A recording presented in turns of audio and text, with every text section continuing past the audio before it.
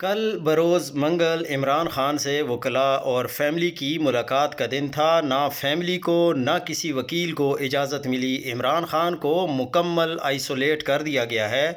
Jail manual 1978 کا role 92 واضح کرتا ہے کہ قیدی سے اس کے رفقا، فیملی، وکلاء، لیگل ایڈوائزر مل سکتے ہیں۔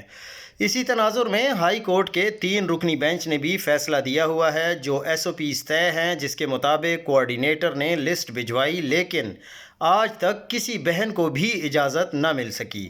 نواز شریف، زرداری یا کوئی بھی جیل میں تھا، مرضی کے لوگ ملتے تھے بغیر رکاوٹ کے، لیکن یہاں جنگل کا قانون رائج ہے۔ ایس ایچ او ناکے پر کھڑے ہو کر کہہ دیتا ہے کہ اجازت نہیں ہے، اسرار کہہ دیتا ہے کہ اوپر سے اجازت نہیں، پوچھ کے بتاتا ہوں، اور پھر انکار پر ہمیں واپسی جانے کا کہہ دیتا ہے۔